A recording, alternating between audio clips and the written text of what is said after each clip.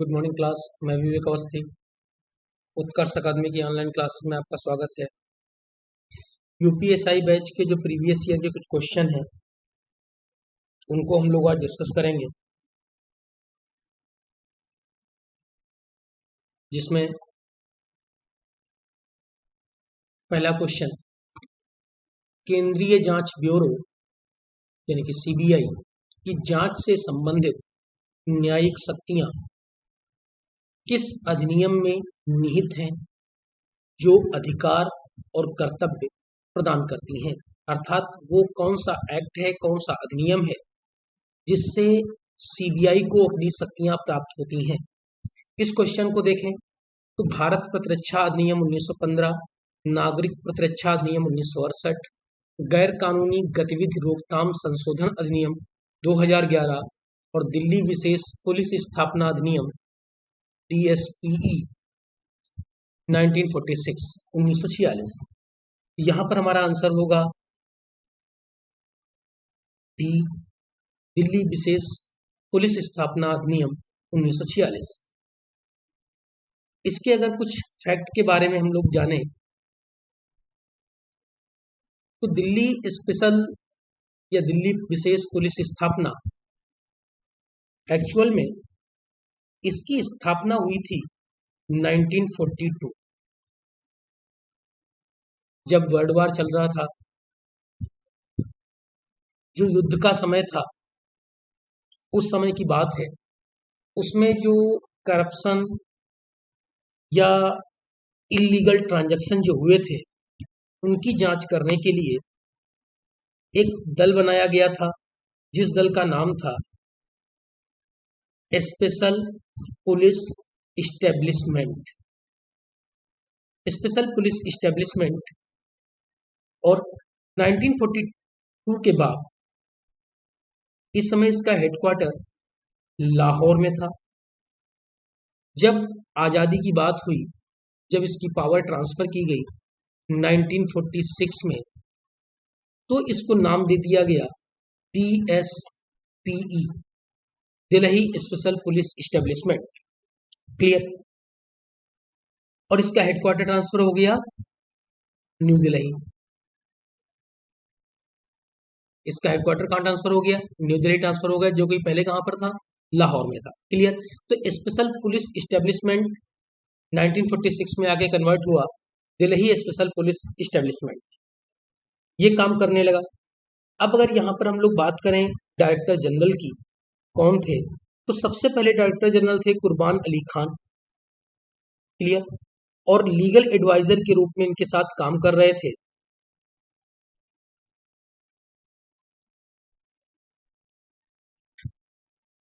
राय साहेब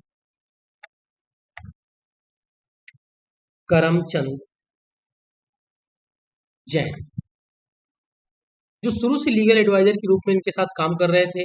1946 में जब ये दिल्ली ट्रांसफर हुआ, जब भारत को इसके अधिकार प्राप्त हुए, उस समय भी लीगल एडवाइजर के रूप में यही काम करते रहे। क्लियर। सीबीआई जो नाम बाद में मिलेगा, इसका जो मोटो है इंडस्ट्री, इम्पार्शियलिटी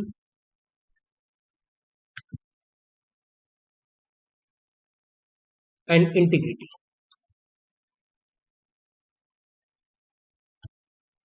इंटीग्रिटी ये इनका मोटो है। क्लियर। तो अब हेडक्वार्टर हो गया नई दिल्ली। इनिशियली स्टेज में इसका हेडक्वार्टर था लाहौर। जब इसके काम से प्रभावित हुए तो इसको एक सेंट्रल एजेंसी के रूप में बनाया गया। पूरे देश के लिए कुछ विशेष केसेस पे जांच के इसको अधिकार दिए गए और फाइनली 1 अप्रैल 1963 को इस संस्था का नाम सीबीआई कर दिया गया, central bureau of investigation. Clear. तो सीबीआई जो इसको नाम मिला वो मिला 1963 में। क्लियर। और इस समय अगर हम बात करें, वर्तमान में अगर हम बात करें इसके डायरेक्टर कौन हैं, तो इसके डायरेक्टर हैं सुबोध कुमार जायसवाल।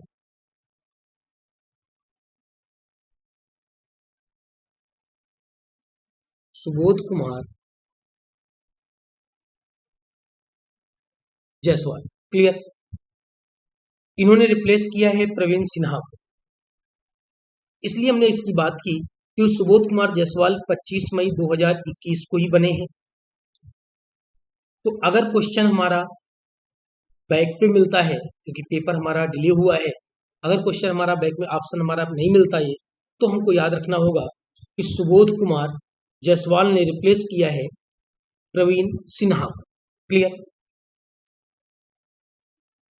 प्रेजेंट टाइम पर अगर हम बात करें कि सीबीआई के फ्रेम पर, सीबीआई के स्ट्रक्चर पर, तो सीबीआई के स्ट्रक्चर को बाद में डिवाइड किया गया, क्योंकि पहले इसका जो कार्य क्षेत्र था वो एक स्पेशल एरियाज में था, सेंट्रल गवर्नमेंट की जांच के दायरों में था, लेकिन इसकी विश्वसनीयता और इसके जांच के तरीकों से प्रभावित होकर कई केसेस इसको दिए गए, करप्शन के, मर्डर के, किडनैपिंग के सॉल्व करने के लिए कई बार सुप्रीम कोर्ट, हाई कोर्ट या ये कहें न्यायपालिका के द्वारा भी इनको केस ट्रांसफर किए गए, जिन कारण इनके बढ़ते हुए क्षेत्र को देखते हुए सीबीआई को डिवीजन में डिवाइड कर दिया गया।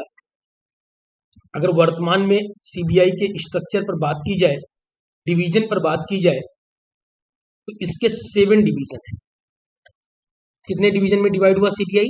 7 डिवीजन हैं, जैसे anti corruption division, the special crime division, economic offence division, the policy and international police corporation division, the administrative division, the directorate of prosecution division, central forensic science and laboratory division.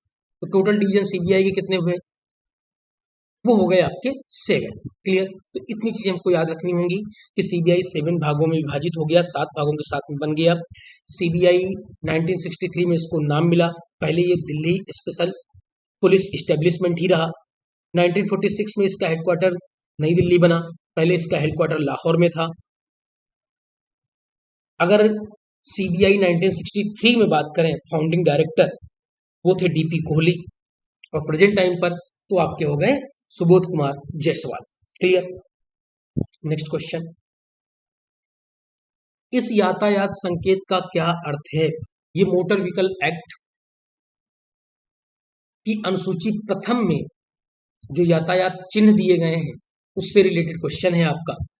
अब ये जो question आपके सामने है, इस जो red region में जो फिगर दिया जाता है उसका मतलब होता है प्रतिबंधित।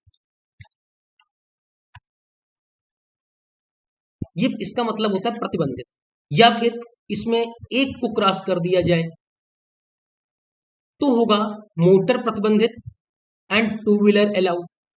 अगर किसी को क्रॉस नहीं किया गया तो दोनों प्रतिबंधित हैं, या फिर दोनों को क्रॉस कर दिया जाए, एक ऐसा भी क्वेश्चन बनता है, या फिर एक को क्रॉस करके एक को अलाउ कर दिया जाए, या किसी को क्रॉस ना किया जाए तो प्रतिबंधित है, या फिर दोनों को क्रॉस कर दिया जाए तो भी प्रतिबंधित है। क्लियर। तो मेन फिगर यहाँ पर आपका ये है कि प्रतिबंधित है। क्लियर। जब लाइट मोटर व्हीकल प्रतिबंधित है तो हैवी मोटर व्हीकल भी यहाँ पर क्या होगा? प्रतिबंधित होगा, अर्थात मोटर गाड़ी आना मना है। आंसर क्या होगा? डी। क्लियर। नेक्स्ट, संविधान सभा के संदर्भ में निम्नलिखित में से कौन सा सही है? संविधान सभा, अगर याद हो संविधान सभा का गठन कब हुआ था, तो संविधान सभा का गठन हुआ था 1946। संविधान सभा में कितनी सीटें थी तो इसको भी हम लोग डिस्कस कर चुके हैं, 389, जिसमें से ब्रिटिश प्रांत को मिली थी 93 और बाकी जो रियासतें थी उनको प्राप्त हुई थी 296। क्लियर। अब इसमें हम कथन की बात करते हैं, क्या है? सभा सार्वभौमिक वयस्क मताधिकार के आधार पर निर्वाचित नहीं थी। नेक्स्ट, अल्पसंख्यकों के रूप में मुसलमानों और सिखों को विशेष प्रतिनिधित्व मिला था। अब इसमें आंसर क्या होगा हमारा? क्या सभा सार्वभौमिक वयस्क मताधिकार के आधार पर निर्वाचित थी? बिल्कुल नहीं थी। इसका मतलब ये क्या है, सही है। दूसरा, अल्पसंख्यकों के रूप में मुसलमानों और सिखों को विशेष प्रतिनिधित्व मिला था, तो मिला था। क्लियर, याद हो अगर पूना पैक्ट, तो उसके आधार पर यहाँ पर इनके लिए विशेष प्रतिनिधित्व दिया गया था। तो दोनों सही हैं, आंसर होगा ए और बी, दोनों तथ्य यहाँ पे क्या है, सही है। 14वें वित्त आयोग के अंतर्गत वह कौन सा बृहत्तम मानदंड है जिसके आधार पर केंद्र द्वारा संग्रहित कर को राज्यों के साथ बांटा जाता है? पहली बात, क्वेश्चन यहीं से एक हमें कंटेंट मिल जाता है, फाइनेंस कमीशन, वित्त आयोग। वित्त आयोग का गठन प्रेसिडेंट किस आर्टिकल के अंतर्गत करेंगे? सेंट्रल जो काउंसिल ऑफ मिनिस्टर्स है उसी के सजेशन पे करते हैं, एडवाइस पर करते हैं। आर्टिकल है 280। तो कई बार पूछा जाता है फाइनेंस कमीशन किस अनुच्छेद से गठित किया जाता है, तो अनुच्छेद 280 है हमारा। क्लियर। 14वें वित्त आयोग, क्योंकि ये प्रीवियस ईयर का क्वेश्चन है तो 14वें वित्त आयोग से क्वेश्चन बना है। प्रेजेंट टाइम पर अगर कौन सा फाइनेंस कमीशन चल रहा है, तो इस समय हमारा चल रहा है 15th finance commission. Clear. 15th finance commission के चेयरमैन कौन है, तो mister N K Singh. 15th finance commission के चेयरमैन मिस्टर एनके सिंह।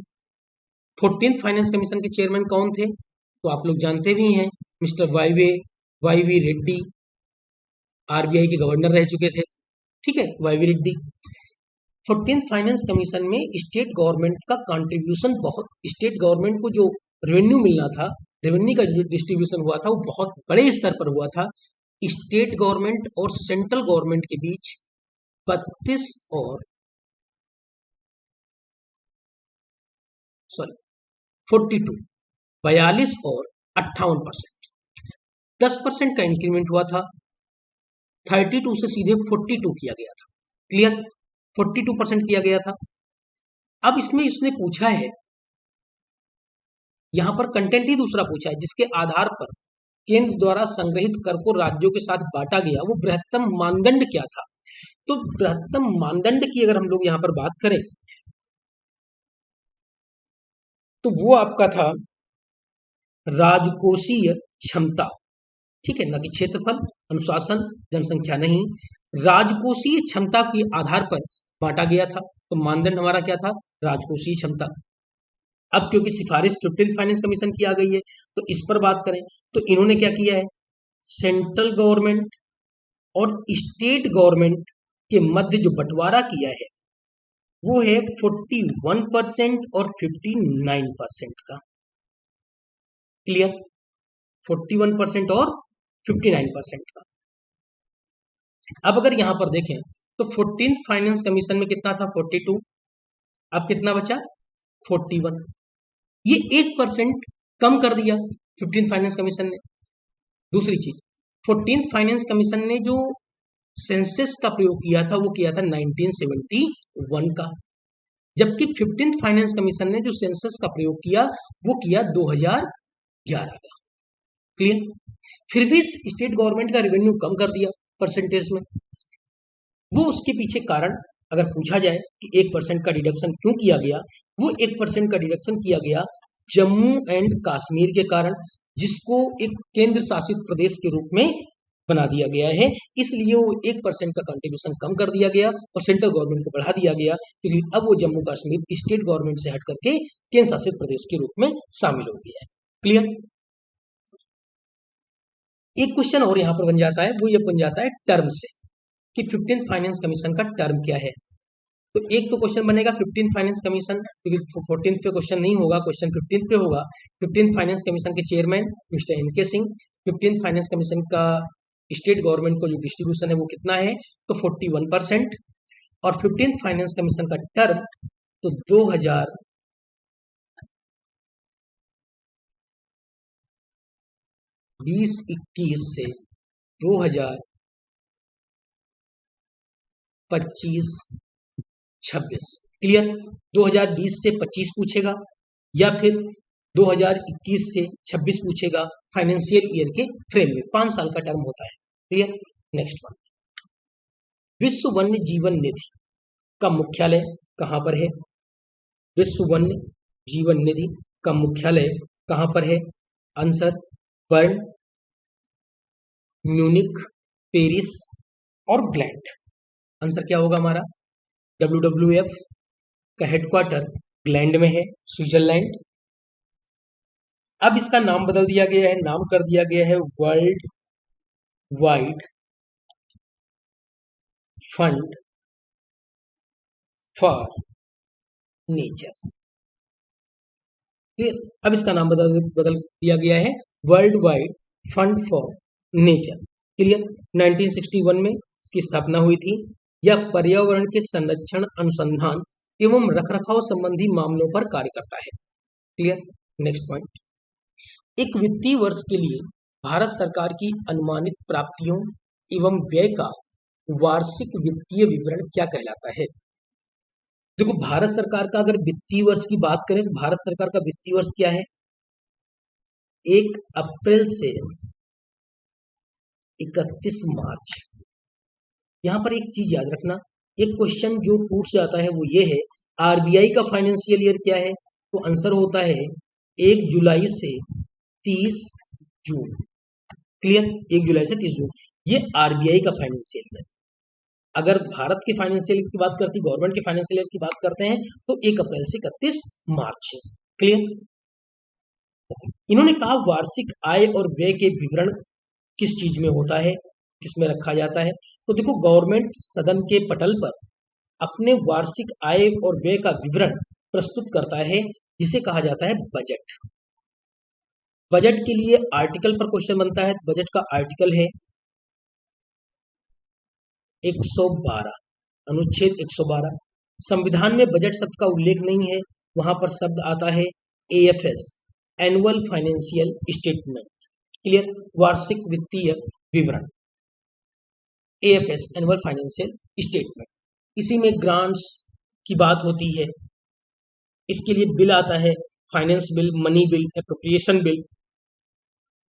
तो वित्त विधेयक के लिए अगर हम बात करें तो वित्त विधेयक का एक आर्टिकल है 117, 117। और धन विधेयक यानी मनी बिल का ये फाइनेंस बिल है और ये मनी बिल का आर्टिकल है 110, 110। क्लियर। नेक्स्ट, सीबीडी, केंद्रीय प्रत्यक्ष कर बोर्ड। केंद्रीय प्रत्यक्ष कर बोर्ड के सदस्य और अध्यक्ष चुने जाते हैं। किस डिपार्टमेंट से चुने जाते हैं? किस सर्विस से चुने जाते हैं? जो भारत की एक प्रधान प्रशासनिक सेवा है। तो देखो, यहाँ पर बात हो रही है टैक्सेशन की। केंद्रीय प्रत्यक्ष कर बोर्ड, टैक्स का मतलब होता है रेवेन्यू। तो यहाँ पर किस सर्विस से जुड़े आपके व्यक्ति चुने जाएंगे? ऑप्शन होगा भारतीय राजस्व सेवा, भारतीय प्रशासनिक सेवा, भारतीय कराधान सेवा, भारतीय विदेश सेवा। तो देखो, ये सेवा तो है। क्लियर। इसकी कोई बात ही नहीं है, ये सिर्फ कंफ्यूजन के लिए है। प्रशासनिक सेवा है, लेकिन प्रशासनिक सेवा से प्रशासनिक पद के लिए जाते हैं। आंसर हमारा ये भी नहीं होगा, आंसर हमारा ये भी नहीं होगा। आंसर क्या होगा? भारतीय राजस्व सेवा। Clear. Indian revenue services, IRS। Next, इसके लिए revenue board act, revenue board act 1963 बना था। क्लियर। 1963 बना था। नेक्स्ट, निम्नलिखित में से कौन सा वक्तव्य भारतीय संविधान में नागरिकों के मौलिक अधिकार के रूप में उल्लिखित है? मौलिक अधिकार अर्थात मूल अधिकार के रूप में उल्लिखित है। ए, किसी भी व्यक्ति को एक ही अपराध के लिए एक से अधिक बार दंडित नहीं किया जा सकता। एक ही अपराध के लिए एक से अधिक बार दंडित नहीं किया जा सकता। फंडामेंटल राइट्स हम लोग पढ़ चुके हैं, आर्टिकल 12 to 35। क्लियर। उसी से पॉइंट है। बी, किसी भी व्यक्ति को उसकी इच्छा के विरुद्ध देश की रक्षा और राष्ट्र की सेवा करने के लिए बाध्य नहीं किया जा सकता।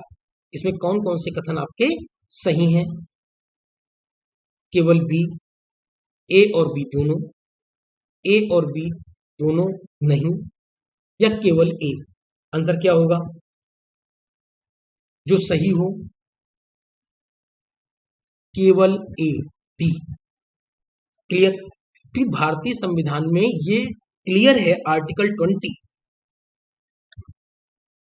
अनुच्छेद 20 किसी भी व्यक्ति को एक ही अपराध के लिए एक बार से अधिक बार दंडित नहीं किया जा सकता। लेकिन आर्टिकल 33 जब हम पढ़ते हैं, बी वाले कंटेंट को जब हम देख रहे हैं, आर्टिकल 33 में साफ लिखा हुआ है अपवाद के रूप में कि किसी भी व्यक्ति को उसकी इच्छा के विरुद्ध राष्ट्र की सेवा और देश की रक्षा करने के लिए बाध्य किया जा सकता है। नहीं शब्द वहां पर नहीं है, तो ये अपवाद के रूप में एक हटा हुआ है, जो कि यहाँ पर कटा गलत है। तो आंसर होगा हमारा डी, केवल ए। नेक्स्ट, जारवा किस क्षेत्र की आदिवासी की एक जाति है? अगर याद हो, पिछले कई बार से हमारे यहाँ कोर्ट में सुप्रीम कोर्ट इस पर ऑब्जेक्शन कर चुका है।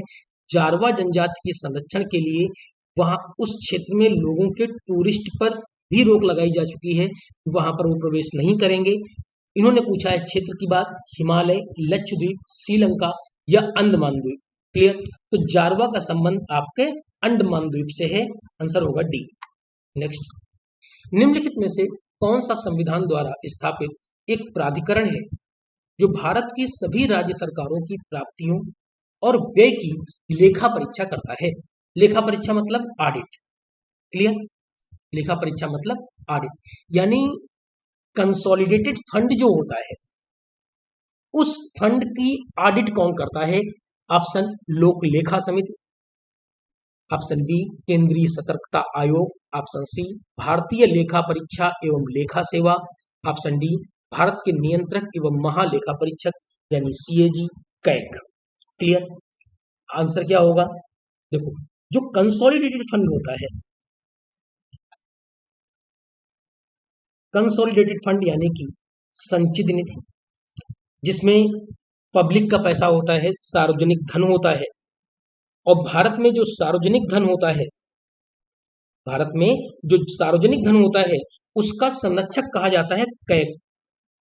कैग को सार्वजनिक धन का संरक्षक कहा जाता है, और संचित निधि के खर्चों का परीक्षण भी कैग करता है। तो आंसर हमारा क्या होगा? डी, भारत के नियंत्रक एवं महालेखा परीक्षक। क्लियर? नेक्स्ट, 1897 में निम्नलिखित में से किसकी जांच के लिए लायल आयोग का गठन किया गया? 1897, 1897 में लायल आयोग का गठन किसकी जांच के लिए किया गया? नागरिक सेवाएं, राजनीतिक सुधार, सेना का भारतीयकरण या अकाल? तो हमारा आंसर होगा लायल आयोग का गठन अकाल के जांच के लिए किया गया। क्लियर? जो अकाल पड़ा था उसकी जांच के लिए किया गया था। Viceroy Lord Elgin, viceroy Lord Elgin ने लायल आयोग का गठन किया था। क्लियर? वायसराय लॉर्ड एल्गिन ने सर जेम्स लायल की अध्यक्षता में लायल आयोग का गठन किया था, और उनकी सिफारिशों को उन्होंने सहयोग के लिए सिफारिश करी थी।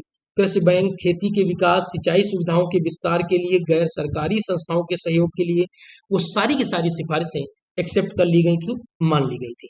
नेक्स्ट क्वेश्चन, यदि कोई भी देश का व्यापार घाटे में है तो इसका मतलब क्या होता है? देखो, यहां पर एक बात, ये क्वेश्चन भाषा पर आधारित है, ऑप्शन बदलेगा, आंसर बदलेगा। यदि कोई भी देश का व्यापार घाटे में है तो उसका मतलब क्या है? बेसिकली जो क्वेश्चन का ऑप्शन बनता है वो इस पर बनता है, व्यापार घाटा है अर्थात इंपोर्ट ज्यादा है या एक्सपोर्ट ज्यादा है। तो हमेशा व्यापार घाटा तब होता है, करेंट अकाउंट डेफिसिट तब होता है जब हमारा इंपोर्ट ज्यादा होता है कंपेयर टू एक्सपोर्ट। क्लियर? अगर हमारा एक्सपोर्ट ज्यादा है और इंपोर्ट कम है, या इंपोर्ट ज्यादा है एक्सपोर्ट कम है, तो हमारा करंट अकाउंट डेफिसिट होगा, यानी कि व्यापार हमारा घाटे में जाए। इंपोर्ट हमारा ज्यादा हो रहा है, एक्सपोर्ट कम हो रहा है, इसका मतलब हमारी जो इंडस्ट्री है वो बेहतर स्थिति में नहीं है। यहाँ पर क्या है?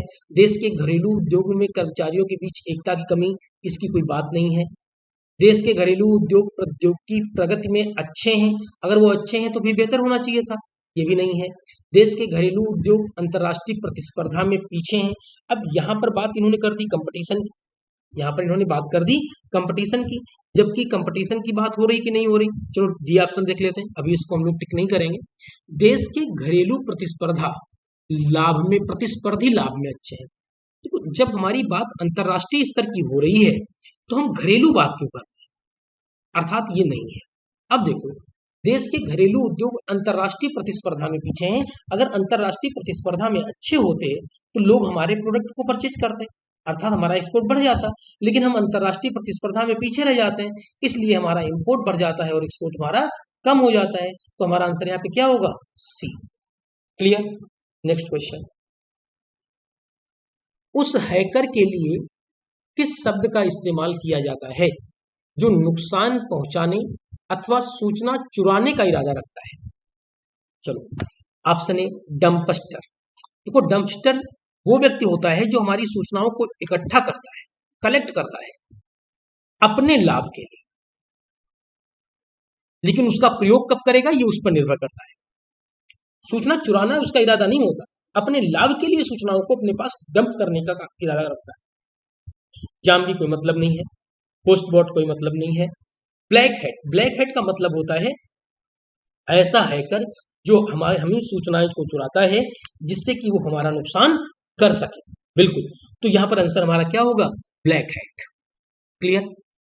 नेक्स्ट, भारतीय दंड संहिता की धारा 375 और 376 के विषय में है। हत्या करने का प्रयास 302, 307, बलात्कार सहित दूसरे यौन अपराध, बिल्कुल अप्राकृतिक अपराध नहीं है, खतरनाक हथियारों का उपयोग नहीं है, न 370 की बात है, न हत्या करने का प्रयास है, बलात्कार सहित दूसरे यौन अपराध 375 से 376, आंसर हमारा बी। क्लियर। नेक्स्ट क्वेश्चन, भारतीय संविधान का अनुच्छेद 48 भारत सरकार को आदेश देता है कि वह, भारतीय संविधान का अनुच्छेद 48 मादक द्रव्यों के सेवन पर रोक लगाए, पर्यावरण की रक्षा और विकास करे, पिछड़े वर्गों के शैक्षिक एवं आर्थिक हितों का संवर्धन करे, गाय एवं बछड़ों के वध पर रोक लगाए। देखो भारतीय संविधान का अनुच्छेद 48 भारत सरकार को आदेश देता है कि गाय और बछड़ों के वध पर रोक लगाए, ठीक, उनकी नस्लों का सुधार करें, प्रोत्साहन दे। 48A अगर 48A लग जाता तो हमारा पर्यावरण की बात हो जाती। क्लियर। पर्यावरण संरक्षण, संवर्धन, वन तथा वन्य जीवों की रक्षा करना, ये सारा काम 48A में है। क्लियर। तो अगर हम 48A लगा दें तो हमारा आंसर ये हो जाता। मादक द्रव्यों की अगर बात करें तो मादक द्रव्यों के सेवन पर रोक लगाने के लिए जो अनुच्छेद है वो है आपका 47। उद्योगों के प्रबंधन की बात करें तो 43A है। ठीक है, पिछले वर्ग के लिए बात करें तो इसके लिए अलग से पूरा कंप्लीट एक कमीशन है। गाय बछड़ों के वध पर रोक लगाए, ये आपका 48 है। तो आंसर होगा हमारा डी। क्लियर। नेक्स्ट, मूल भारतीय संविधान का 7वां अध्याय जिस 1956 के में संशोधित किया गया था वह किस विषय में था। 1956 में अगर आपको याद हो तो आंध्र प्रदेश याद है। क्लियर। तो भारतीय संविधान का जो 7वां अध्याय है वो किससे संबंधित है, तो भारतीय संविधान का 7वां अध्याय जो संशोधित किया गया था वह राज्य विषय से संबंधित है। 7वां अध्याय राज्य विषय से संबंधित है, तो ना तो राजभाषा है, न केंद्र शासित प्रदेश है, न भारत के विभाजन से मतलब है। आंसर क्या होगा, भाग बी, राज्यों से संबंधित है। 7वां अध्याय किससे संबंधित है, राज्यों से संबंधित है। क्लियर। नेक्स्ट, अब जो इसके आगे क्वेश्चन है वो हम लोग नेक्स्ट वीडियो में डिस्कस करेंगे। इस क्लास को यहीं तक। Thank you class.